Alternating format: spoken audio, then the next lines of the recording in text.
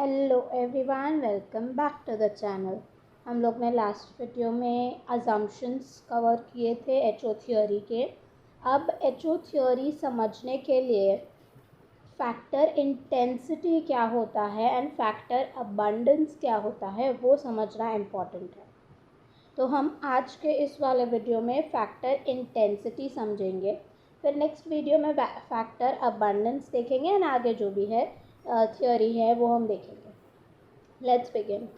Since the HO theory to be presented in section 5.4 is expressed in terms of factor intensity and factor abundance, it is crucial that meaning of these terms be very clear and precise। जैसे मैंने बोला, उनका meaning अच्छे से आपको पता होना चाहिए, तभी जाके आपको थ्योरी समझ में आएगी। Hence the meaning of factor intensity is explained and illustrated in this section 5.3a। 5.3b में आपको फैक्टर अबंडेंस और उसका रिलेशनशिप क्या है टू फैक्टर प्राइसेस वो समझाया गया है। 5.c में हम दोनों का रिलेशन देखेंगे, फैक्टर अबंडेंस का रिलेशन देखेंगे with production frontier of each nation.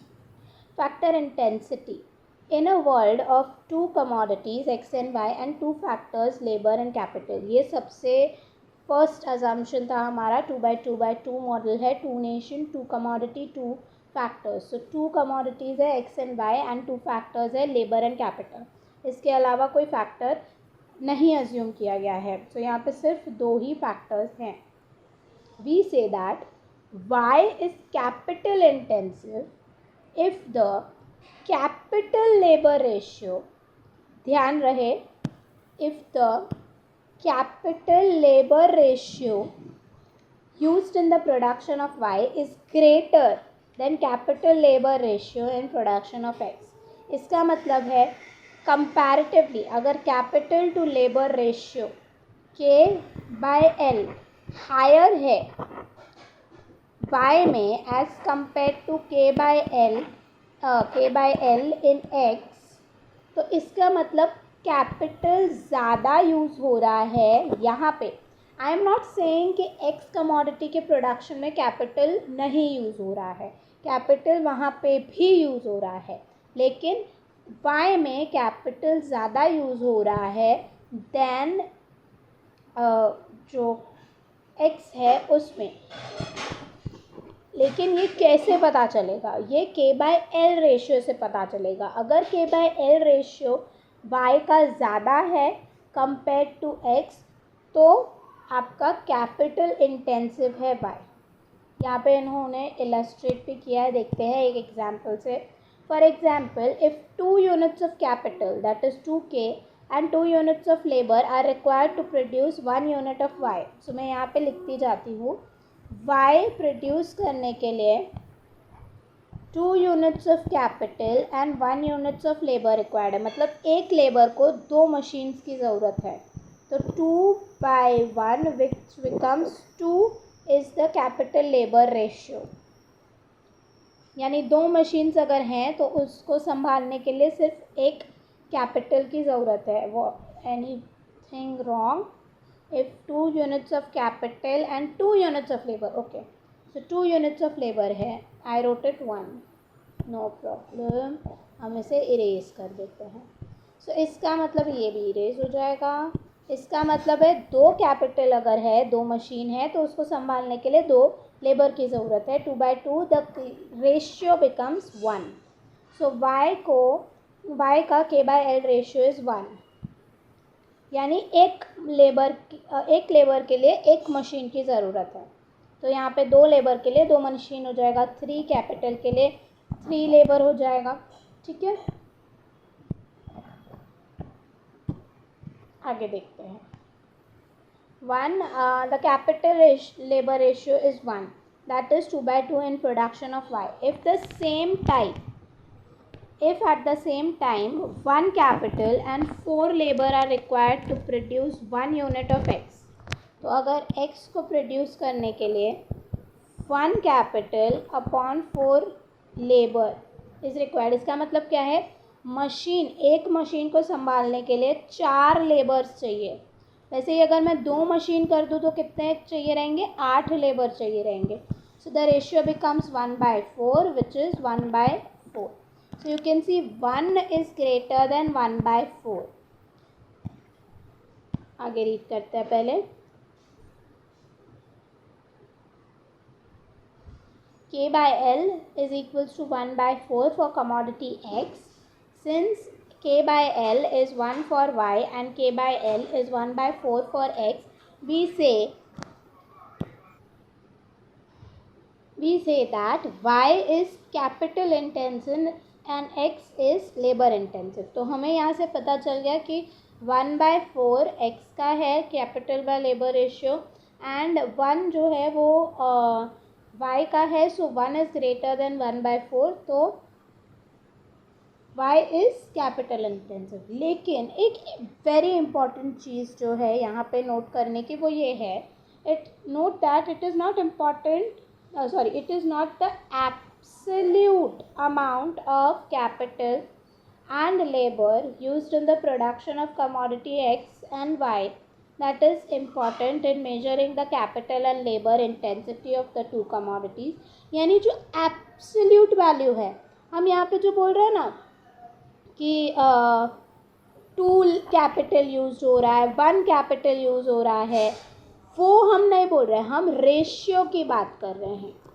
ठीक है, आगे रीड करते हैं तो आपको अच्छे से समझ में आएगा.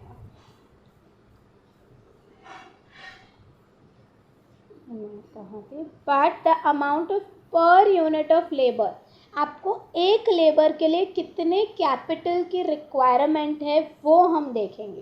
That is K by L. K by L क्या बताता है? K by L बताता है कि पर यूनिट ऑफ लेबर के लिए कितना कैपिटल की रिक्वायरमेंट है.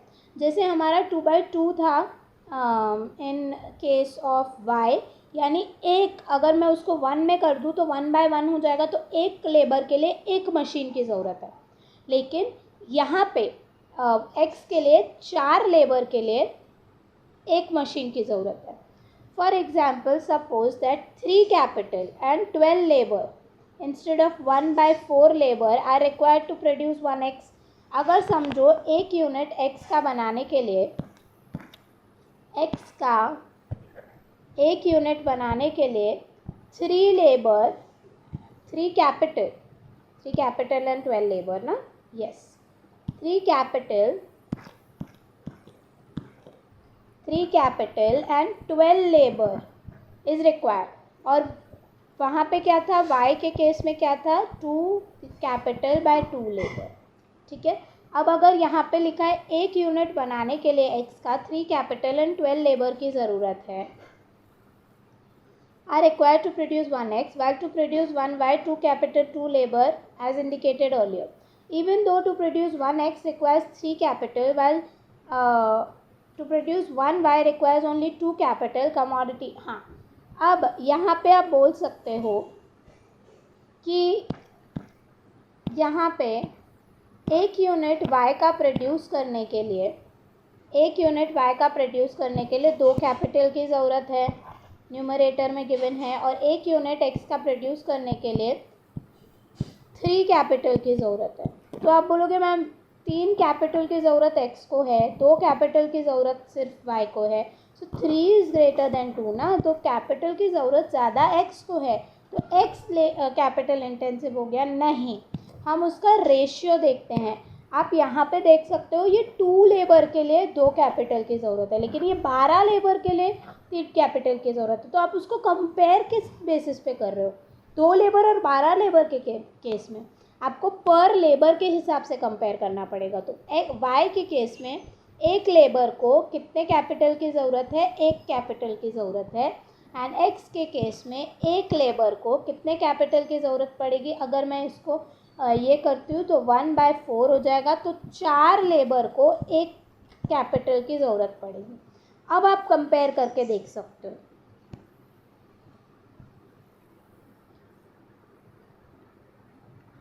Commodity Y would still be capital intensive because K by L is higher for Y than for X. तो आपका 2/2 1 हो जाएगा, 3/12 क्या होगा, 1/4 for X.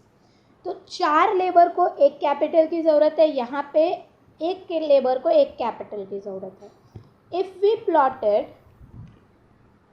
if we plotted K along the vertical axis of the graph and L along the horizontal axis and production took place along a straight line ray from the origin, अगर मैं उसको draw करती हूँ और फिर एक origin से line draw करती हूँ तो प्रोडक्शन जो होगा उस लाइन पे होगा. जैसे फॉर एग्जांपल यहाँ पे किया गया है.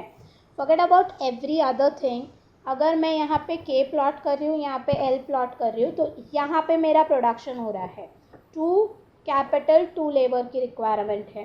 4 कैपिटल 4 लेबर की रिक्वायरमेंट है. 6 लेबर 6 कैपिटल 6 लेबर की रिक्वायरमेंट है. तो प्रोडक्शन इस पाथ पे चल रहा है.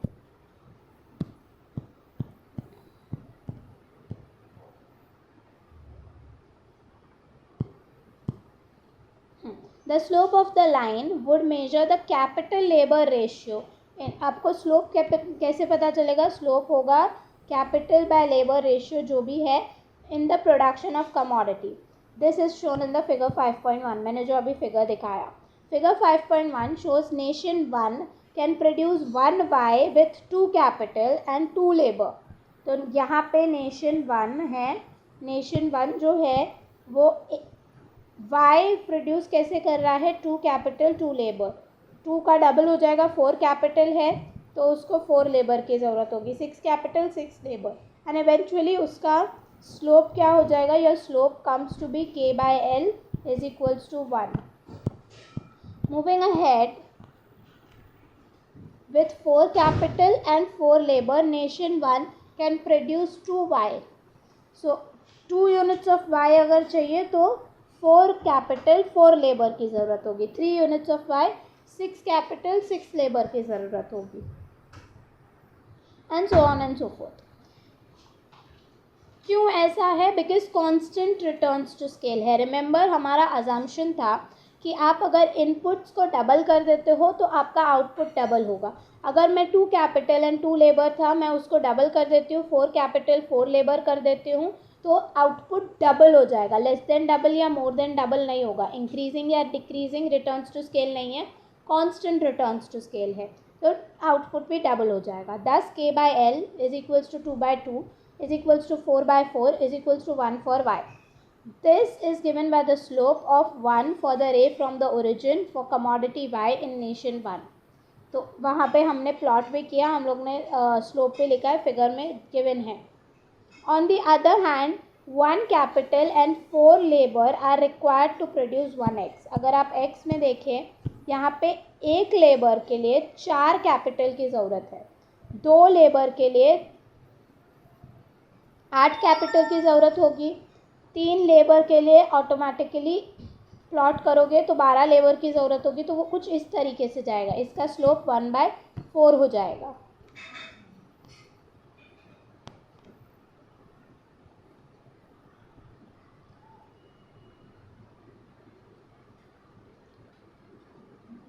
On the other hand, 1 capital and 4 labor are required to produce 1x and 2 capital and 8 labors are 8 labor to produce 2x in nation 1. So ये nation 1 की बात हो रही है.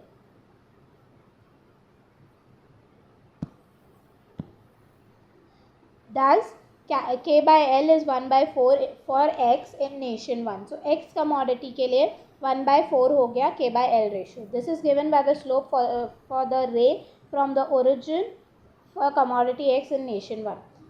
Since K by L or the slope of the ray from the origin, very important, MCQ test अगर होता है तो ये क्वेश्चन पूछ सकते हैं. Since K by L or the slope of the ray from the origin is higher for commodity Y than for commodity X, we say that commodity Y is capital intensive and commodity X is labor intensive. इससे ही आपको पता चल जाएगा कि X जो है वो labor intensive है. In nation 2, K by L ratio या slope is 4. और उल्टा कर दो. अभी K by L जो रेशियो है नेशन 2 के लिए वो 4 है. That is 4 in nation 2. अब नेशन 2 के लिए इन्होंने सेपरेटली कोई पैराग्राफ नहीं दिया है टू एक्सप्लेन कि कितना यूनिट्स यूज़ करें, वो डायरेक्टली यहाँ पे प्लॉट करके दिखा रहे हैं कि एक वाई के लिए, 1 वाई के लिए उनको 4 कैपिटल की ज़रूरत है for 1 labour. Capital labour ratio है 4/1 एंड लेबर फॉर एक्स के लिए the capital labour ratio is 2 capital for 2 labour which is equals to 1 and यहाँ पे ये हो जाएगा 4. क्या किस में?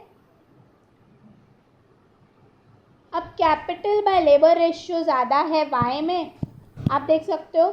लेकिन अगर उल्टा देखो, लेबर बाय कैपिटल रेशियो कर दो. मैं सिंपल आपको एक एक्सप्लेनेशन के लिए बता रही हूँ ये. अगर आप इसको उल्टा कर दो, एक्स के लिए दे से 2 capital is required for 2 labour, ये नेशन 2 की बात हो रही है. एंड वाई के लिए they set 4 capital is required for 1 labour. ठीक है, the capital to labour ratio 2/2 which is 1 and this becomes 4/1 which is 4. ये है कैपिटल टू लेबर रेशियो. अगर आपको समझना है कि नेशन 2 का क्या होगा तो लेबर बाय कैपिटल रेशियो भी करके देख सकते हो. लेबर बाय कैपिटल रेशियो क्या हो जाएगा? इसका रेसिप्रोकल 1 का रेसिप्रोकल एक्स के लिए क्या हो जाएगा? 1 का रेसिप्रोकल होगा 1, वाई के लिए हो जाएगा 1/4. तो आप अभी देख सकते हो लेबर बाय कैपिटल रेशियो किसका ज़्यादा है? Labour by capital ratio X का ज़्यादा है and labour by capital ratio Y का कम है, 1/4 है. तो इस बेसिस पे नेशन टू में क्या है? नेशन 2 में एक्स कमोडिटी जो है वो लेबर इंटेंसिव है, वो लेबर इंटेंसिव है. क्योंकि अगर आप यही कंपेयर करोगे 4:1 तो आपको वही पता चलेगा कि कैपिटल बाय लेबर रेशियो जो है वो वाई में ज़्यादा है and capital by labour ratio X का कम है. तो इवेंचुअली वही आंसर आता है कि वाई कैपिटल इंटेंसिव है एंड एक्स लेबर इंटेंसिव है. लेकिन ये आपको पहले से पता था. अगर आपको इस बेसिस पे जाना है कि लेबर इंटेंसिव के बेसिस पे, तो आप L/K करके भी देख सकते हो.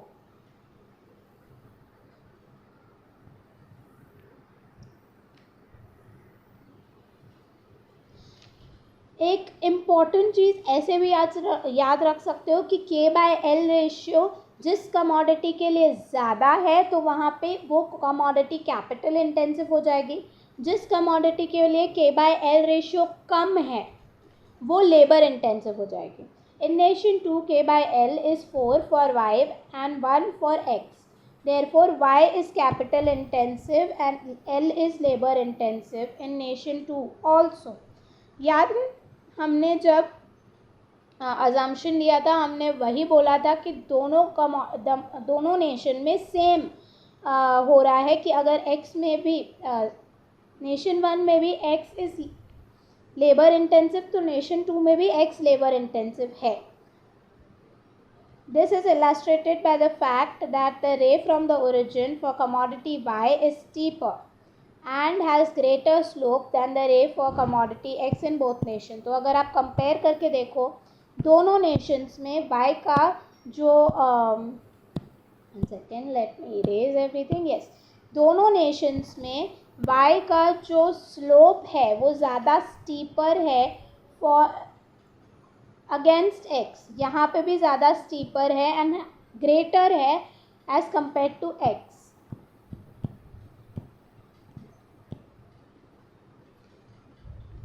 Where was I?